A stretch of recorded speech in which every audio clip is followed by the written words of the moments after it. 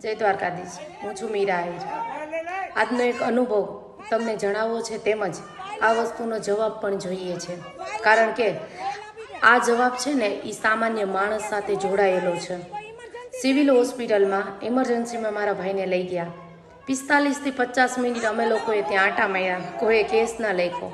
પછી એના પછી એટલો મિનિટ આંટા માર્યા પછી માણસ એમ કહી દે કે અમે અમારો ટાઈમ થઈ ગયો જમવાનો, 2 વાગી ગયા છે, હવે અમે આમને ન લઈ જઈએ, અમારો બ્રેક છે.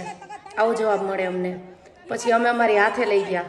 પછી બીજે લઈ ગયા તો એને ચોથા માળે ત્યાં શિફ્ટ કર્યો. તો ત્યાંના મેડમ સર ઇમરજન્સી સ્ટાફનો બહુ ગેરવર્તન.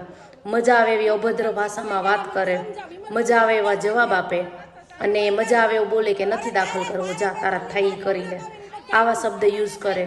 તો આ વસ્તુમાં જવાબદાર કોણ? રાજકોટ સિવિલ હોસ્પિટલ જે છે એનું આ જ કામ છે.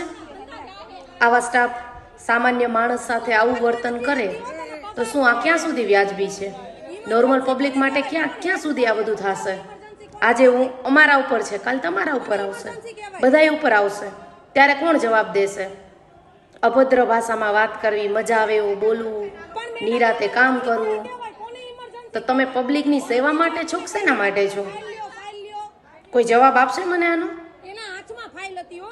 જવાબ તો દેવો પડશે ને. કોકે તો જવાબ દેવો પડશે ને. કે પછી આમ નામ બધું જે ચાલે છે એ ચાલ્યા રાખશે? ક્યાં સુધી ચાલશે આ બધું? માણસના જીવથી વધારે કાંઈ છે ખરું દુનિયામાં?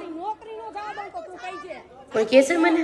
આ વસ્તુનો મને જવાબ જોઈ છે. રાજકોટ સિવિલ હોસ્પિટલ આ વસ્તુનો જવાબ જોઈ છે મને. જે તમારા સ્ટાફની બહુ એટલે બહુ ગેરવર્તન કરે છે અને મજા આવે એવા જવાબ આપે છે ને એનો.